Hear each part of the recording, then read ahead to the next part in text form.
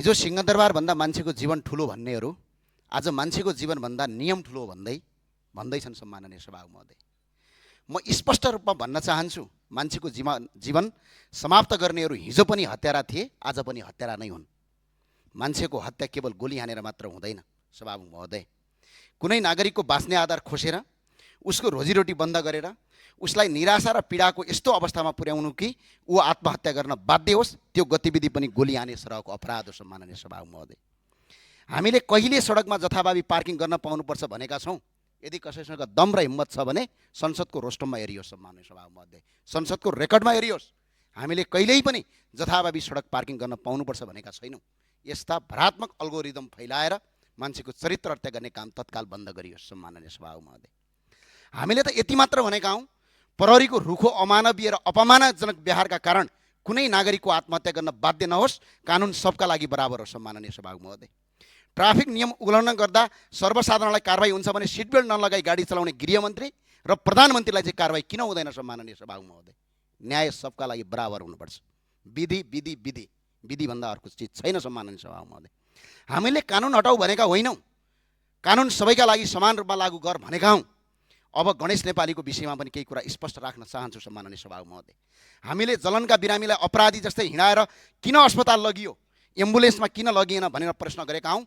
नेपालको कुनै पनि डाक्टरलाई सोध्नुहोस्, जलन भएको मान्छेलाई अपराधी जसरी हिँड्यो भने 75% मान्छे 100% मर्ने चान्स हुन्छ। आज त्यो व्यवस्था गरियो सम्माननीय सभामुख महोदय। र गम्भीर जलनका बिरामीलाई वीर अस्पतालमा उपचार गराउने हो कि किर्तिपुरको जलन अस्पतालमा हो सम्माननीय सभामुख महोदय? यो नेपालीहरूलाई, सबैलाई नेपालीहरूलाई तपाईँको लाटा छन् भनेर अल्गोरिदम नफैलाउनुहोस्। किर्तिपुरको अस्पतालमा गर्ने हो, वीर अस्पतालमा होइन सम्माननीय सभामुख महोदय।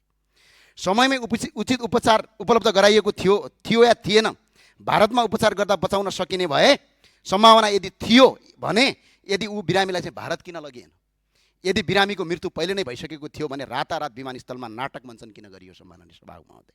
यो प्रश्नको जवाब राज्यले दिनुपर्छ। यसको उत्तर हामी खोज्छौँ सम्माननीय सभामुख महोदय। संसार नै मेरा विरुद्धमा लागोस्, तर म सत्य बोल्न छोड्दिनँ। जति साइबर बुलिङ गर्नु छ गर, सक्छौ अझै गर। भौतिक आक्रमण पनि सहेर आएको सम्माननीय सभामुख महोदय, लडेर आएको, मजाक गरेर आएको होइन सम्माननीय सभामुख महोदय। जति गाली गर्न सक्छौ गर, जति अल्गोरिदम फैलाउन सक्छौ फैलाऊ, तर मान्छेको जीवनभन्दा ठुलो तिमीहरूको लोकप्रियता होइन सम्माननीय सभामुख महोदय। र किनकि मेरा कर्णालीका दाजुभाइ, मेरो देशका दाजुभाइले अकालमा ज्यान गुमाएका छन् सम्माननीय सभामुख महोदय। त्यही भएर सम्माननीय सभामुख महोदय, जब हामी सोध्छौँ मान्छेले आत्महत्या किन गर्नु पर्यो, कर्णालीको नदीको भिरमा अड्केको नागरिकको समयमा उद्धार गर्न नपाएर किन मर्न बाध्य भए, बेलैमा उद्धार टोली र हेलिकप्टर किन पठाइएन भनेर भन्छौँ, तर गृहमन्त्रीले जवाब दिनुहुन्छ यसलाई राजनीतिकरण गरियो भनिन्छ। तर सम्माननीय सभामुख महोदय, वास्तविक राजनीतिकरण भनेको के हो भन्ने कुरा आज संसदमा स्पष्ट भन्न चाहन्छु। पानी बाँड्न गएको हौँ भन्ने, पोसाक लगाएका विद्यार्थीलाई ढाल बनाएर लासको सिडी चढ्दै राज्य सत्तामा पुग्ने गतिविधिलाई राजनीतिकरण भनिन्छ सम्माननीय सभामुख महोदय। भिरमा अड्किएको मान्छेलाई उद्धार गर भन्नु राजनीतिकरण होइन। यो कुरा स्पष्ट बुझ्न आवश्यक छ। संसद भवन चाहिँदैन, संसदहरू चाहिँदैन भन्दै आगो लगाउने, तर पछि त्यही संसदको चुनाव लड्ने गतिविधिलाई राजनीतिकरण भनिन्छ। आफू पदमा हुँदा नहुँदा नेताको तलब सलब हटाउनुपर्छ, अगाडि पछाडि ट्विटी गाडी सुरक्षाकर्मी राख्न हुँदैन भन्ने, तर सत्तामा पुगेपछि आफ्नै अगाडि पछाडि सुरक्षाकर्मीको लावा लस्कर र घेरा लिएर हिँड्ने प्रवृत्तिलाई राजनीतिकरण भनिन्छ। आफै सरकारमा बस्ने, आफै आफ्ना कार्यकर्ता लगाएर न्युरो र सञ्चार माध्यम र कार्य र प्रतिपक्षका घर अगाडि अवैधानिक पार्किङ गराउने, त्यसको भिडियो बनाएर सर्वसाधारणले गरेको भन्दै अल्गोरिदम फलाएर मिडियाबाजी गर्ने गतिविधिलाई राजनीतिकरण भनिन्छ। कर्णालीको भिरमा अड्किएर मर्न बाध्य नागरिकलाई उद्धार गर भन्नु राजनीतिकरण होइन सम्माननीय सभामुख महोदय। उद्धार गर्नुपर्ने समयमा हेलिकप्टर नपठाउने, फोन नउठाउने, दादा र डनगिरी शैली देखाउने, तर पछि संसदको रोस्टममा उभिएर रोएको अभिनय र नाटक गर्ने गतिविधिलाई राजनीतिकरण भनिन्छ सम्माननीय सभामुख महोदय। यो राजनीतिकरण भनेको सबैको सम्पत्ति छानबिन गर्छौँ भन्ने, तर आफ्ना मन्त्री र नयाँ सांसदहरूको सम्पत्ति छानबिन गर्नु हुँदैन भनेर नीति बनाउने कार्यलाई राजनीतिकरण भनिन्छ सम्माननीय सभामुख महोदय। अरूको सम्पत्ति छानबिन गर्न समिति माग्ने, तर बिचौलियासँगको साँठगाँठको प्रमाण बाहिरिएपछि आफै समिति बनाउने, आफै समितिका सदस्यलाई थर्काउने, आफैलाई निर्दोष देखाउने र समितिका प्रतिवेदन लुकाउने गतिविधिलाई राजनीतिकरण भनिन्छ सम्माननीय सभामुख महोदय। कर्णालीको भिरमा अड्केको मान्छेलाई उद्धार गर भन्ने राजनीतिकरण होइन सम्माननीय सभामुख महोदय। हामी सेवा गरेर राजनीतिमा आएका हौँ, देशका भौतिक संरचनामा आगो लगाउँदै सिंहदरबार खरानी बनाउँदै राजनीतिमा आएका होइनौँ सम्माननीय सभामुख महोदय। बरु भ्रष्टाचारका विरुद्धमा विरोध गर्दा विभिन्न आक्रमण सह्यौँ, आफू पनि मर्न तयार भयौँ, तर कसैलाई हानि पुर्याएनौँ सम्माननीय सभामुख महोदय। नेपालको 1 इन्च पनि भौतिक संरचना ध्वस्त बनाएका छैनौँ। त्यसैले फेरि पनि भन्छु, कानुन सबका लागि समान हुनुपर्छ, राज्य नागरिकको अभिभावक बन्नुपर्छ, उत्पीडितको होइन। नियम नागरिकको जीवन रक्षाका लागि बन्नुपर्छ सम्माननीय सभामुख महोदय, जीवन समाप्त पार्नका लागि होइन। यो नीति बन्न सक्दैन। मान्छेको जीवनभन्दा ठुलो न सत्ता हुन्छ, न पद हुन्छ, न कानुनको दम्भ हुन्छ, न कसैको लोकप्रियता हुन्छ सम्माननीय सभामुख महोदय। अलिकति परको कुरा राख्छौँ सम्माननीय सभामुख, छोटो सकौँ कि मान्य सदस्य 20 देखि 25,000 रुपैयाँको तलबका लागि कुनै नेपाली विदेश जान बाध्य नहोस्। सागका मुठा बेचेर होस् या मकै पलेर होस् वा पानी परिरहेको बेला ठेलागाडामा चटपटे बेचेर होस्, आफ्नै देशमा बसेर आफ्नो परिवार पाल्न सक्ने वातावरण राज्यले बनाओस् भन्नु हाम्रो माग हो। यदि देशमा बसेर केही गरौँ भन्ने नेपालीहरू नागरिकहरू आज बाध्य भएर खाडी मुलुकमा जानु परेको छ। कयौँ नागरिकहरू विदेशमा गएर बिरामी परेका छन्।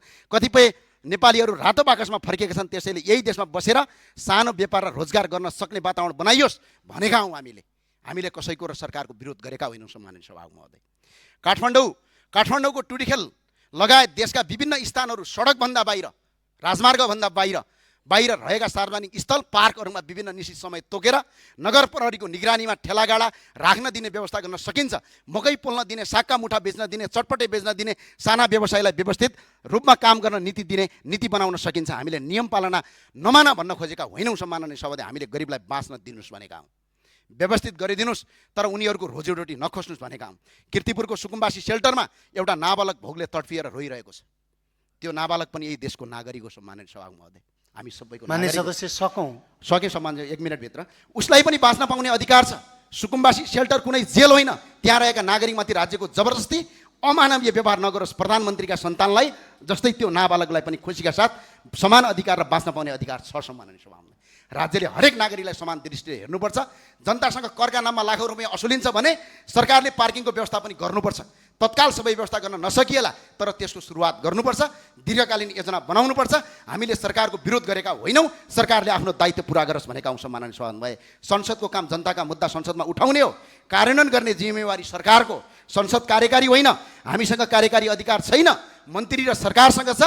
त्यसैले हामीले जनताको आवाज उठाउँदा त्यसलाई विरोधका रूपमा नबुझियोस्। सरकारलाई काम गर्नुहोस्, गरिबलाई बाँच्न दिनुहोस्, साना व्यवसायलाई व्यवस्थित अवसर दिनुहोस्, विदेशी न बाध्य नागरिकलाई आफ्नै देशमा स्वरोजगारको आधार दिनुहोस् भनेका हौँ। यो विरोध होइन, जनताको जीवन र अधिकारको पक्षमा उठाइएको आवाज हो सम्माननीय सभामुख।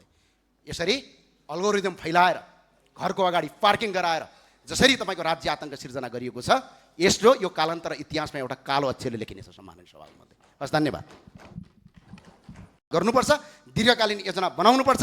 हामीले सरकारको विरोध गरेका होइनौँ, सरकारले आफ्नो दायित्व पुरा गरोस् भनेका हौँ सम्माननीय सभामुख भए। संसदको काम जनताका मुद्दा संसदमा उठाउने हो, कार्यान्वयन गर्ने जिम्मेवारी सरकारको। संसद कार्यकारी होइन, हामीसँग कार्यकारी अधिकार छैन, मन्त्री र सरकारसँग छ। त्यसैले हामीले जनताको आवाज उठाउँदा त्यसलाई विरोधका रूपमा नबुझियोस्। सरकारलाई काम गर्नुहोस्, गरिबलाई बाँच्न दिनुहोस्, साना व्यवसायलाई व्यवस्थित अवसर दिनुहोस्, विदेशी न बाध्य नागरिकलाई आफ्नै देशमा स्वरोजगारको आधार दिनुहोस् भनेका हौँ। यो विरोध होइन, जनताको जीवन र अधिकारको पक्षमा उठाइएको आवाज हो सम्माननीय सभामुख। यसरी अल्गोरिदम फैलाएर, घरको अगाडि पार्किङ गराएर जसरी तपाईँको राज्य आतङ्क सिर्जना गरिएको छ, यसो यो कालान्तर इतिहासमा एउटा कालो अक्षरले लेखिनेछ सम्माननीय सभामुख। हस्, धन्यवाद।